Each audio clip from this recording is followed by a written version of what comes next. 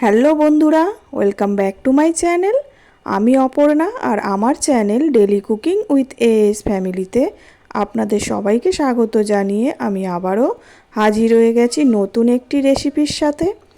আজকের রেসিপিটি হচ্ছে চিংড়ি মাছের মালাইকারি। খুবই জনপ্রিয় একটি রেসিপি এটি।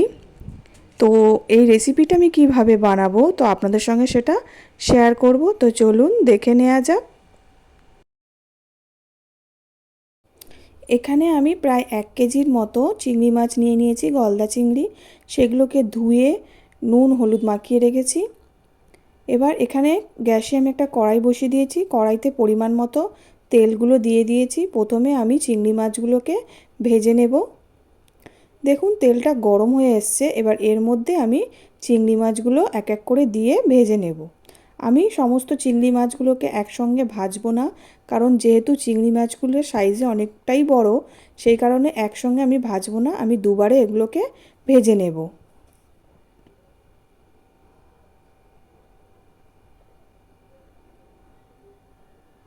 এক পিঠ ভাজা হয়ে গেলে আমি এগুলোকে উল্টিয়ে আরেক পিঠ ভেজে নেব।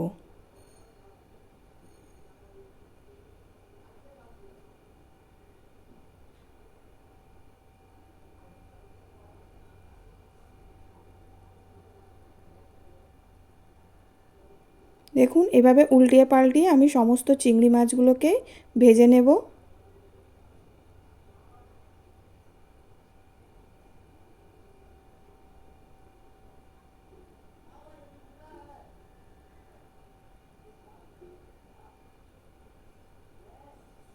প্রায় 3-4 মিনিটের মতো আমি চিংড়ি মাছগুলোকে ভেজে নিয়েছি। চিংড়ি মাছগুলো আমার মোটামুটি ভাজা হয়ে গেছে। এবার আমি এগুলোকে এক এক করে তুলে নেব। নিয়ে আমি আবারও এই তেলের মধ্যে এর মধ্যে আরও কিছুটা পরিমাণ তেল দিয়ে নেক্সট চিংড়ি মাছগুলোকেও আমি এইভাবে ভেজে নেব। বাকি যে চিংড়ি মাছগুলো আছে সেগুলোও আমি এইভাবে ভেজে নেব।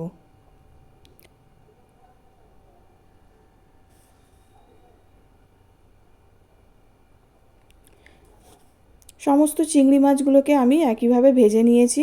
এবার এই তেলের মধ্যেই আমি ফোড়নের জন্য 2টো শুকনো লঙ্কা, 2টো দালচিনি আর 3টে এলাচ ও 3টে লবঙ্গ দিয়ে দিলাম। এলাচগুলোকে আমি সামান্য একটু ফাটিয়ে দিয়েছি। ফোড়নের মশলাগুলো আমি হালকা করে একটু ভেজে নেব। যখন এটা থেকে একটা সুন্দর স্মেল বেরিয়ে আসবে, তখন আমি এতে 2টো বড় সাইজের পেঁয়াজকে পেস্ট করে রেখেছি সেটা আমি এর মধ্যে অ্যাড করে দেব।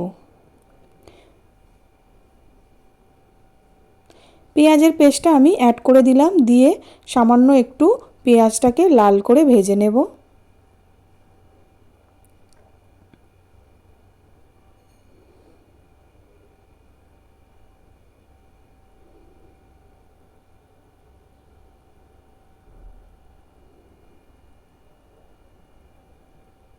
পেঁয়াজটা 1 থেকে 2 মিনিট আমি একটু ভেজে নেওয়ার পর এর মধ্যে একে একে পেস্ট করা মশলাগুলো আমি অ্যাড করে দেব।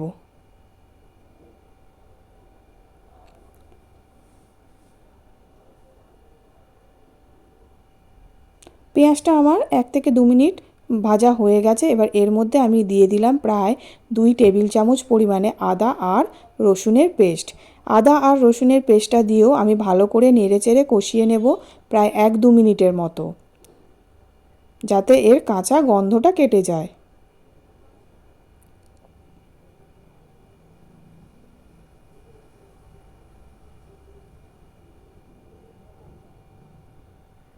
এক দু মিনিট আমার এটা কষানো হয়ে গেছে। এবার আমি এর মধ্যে দিয়ে দেব একটা মিডিয়াম সাইজের টমেটো আর কয়েকটা কাঁচা লঙ্কা আমি পেস্ট করে রেখেছিলাম, সেটা আমি এর মধ্যে অ্যাড করে দিলাম।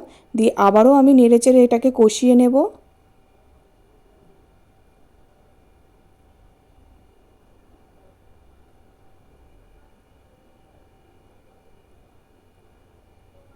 এটা একটু কষানো হয়ে এলে এবার এর মধ্যে আমি এখানে প্রায় 8 থেকে 10টা কাজু বাদাম আর 2 টেবিল চামচ পরিমাণে পোস্ত বেটে রেখেছিলাম, সেটা আমি এর মধ্যে অ্যাড করে দিলাম। আর এর মধ্যে আমি দিয়ে দেব গুঁড়ো মশলাগুলো। যেমন 1 টেবিল চামচ হলুদের গুঁড়ো, 1 টেবিল চামচ লঙ্কার গুঁড়ো আর প্রায় 2 টেবিল চামচের মতো চিনি আমি এর মধ্যে অ্যাড করে দিলাম। আর দিলাম স্বাদ মতো লবণ। দিয়ে আবারও আমি মশলাগুলোকে ভালো করে নেড়েচেড়ে কষিয়ে নেব। এতে আমি কোনো রকম জল দেব না, সামান্য একটু নারকেল দুধ আমি প্রথমে এর মধ্যে দিয়ে দিলাম মশলাগুলো কষানোর জন্য। এই রান্নায় আমি কোনো রকম জল ইউজ করব না, আমি সম্পূর্ণ রান্নাটা করব নারকেলের দুধ দিয়ে। সেই কারণে আমি একটা বড় সাইজের নারকেলকে প্রথমে নারকেল কুড়ুনির সাহায্যে কুড়িয়ে নিয়েছিলাম, তারপর সেটা মিক্সিতে পেস্ট করে তার মধ্যে সামান্য একটু জল দিয়ে আমি তার দুধ বের করে নিয়েছিলাম। আমি এখানে ঠান্ডা জলই ইউজ করেছি, আপনারা চাইলে ঈষৎ উষ্ণ গরম জল দিয়েও নারকেলের দুধটা বের করতে পারেন। এবার এখানে আমি হাফ টেবিল চামচ পরিমাণে গোলমরিচের গুঁড়ো আর হাফ টেবিল চামচ পরিমাণে হোমমেড একটি মশলা দিয়ে দিলাম।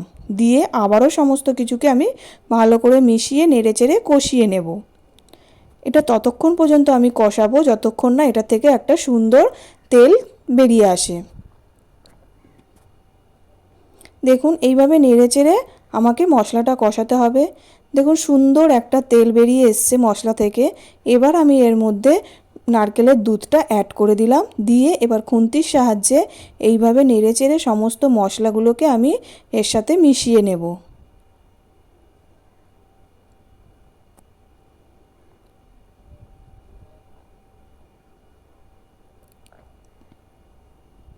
এবার আমি এর থেকে কিছুটা পরিমাণ গ্রেভি তুলে নিয়ে আমি একবার টেস্ট করে নেব নুন ও চিনির পরিমাণ ঠিকঠাক আছে কি না। নুন ও চিনির পরিমাণ মোটামুটি প্রায় ঠিকঠাকই আছে। এবার আমি এটাকে কিছুক্ষণের জন্য ফুটতে দেব। প্রায় 1 থেকে 2 মিনিটের মতো। 1 থেকে 2 মিনিট পরে দেখুন চলে এসেছি, এটা খুব সুন্দর ফুটে উঠেছে। এবার এর মধ্যে আমি ভেজে রাখা চিংড়ি মাছগুলো একে একে দিয়ে দেব।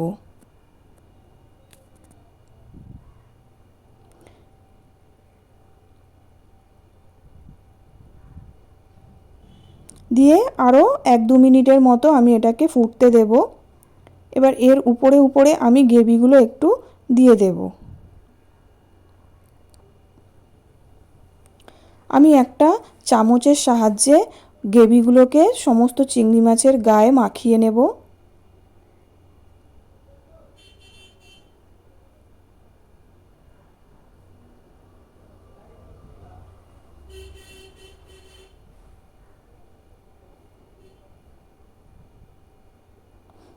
দেখুন এইভাবে একটা চামচের সাহায্যে আমি গ্রেভিগুলোকে সমস্ত চিংড়ি মাছের উপরে উপরে দিয়ে দিচ্ছি। আশা করি আমার আজকের এই রেসিপিটি আপনাদের ভালো লাগবে। আর যদি ভালো লেগে থাকে তাহলে আমার চ্যানেলটিকে লাইক, শেয়ার ও কমেন্টের পাশাপাশি চ্যানেলটিকে সাবস্ক্রাইব করে পাশে থাকার জন্য অনুরোধ রইল। আর পাশে থাকা বেল বাটনটি ক্লিক করে দেবেন যাতে আমার আরও নতুন নতুন রেসিপির ভিডিওর নোটিফিকেশান সবার প্রথমে আপনাদের কাছে পৌঁছে যায়। তো আজকে এই পর্যন্তই, আবার দেখা হবে পরবর্তী কোনো নতুন রেসিপির সাথে।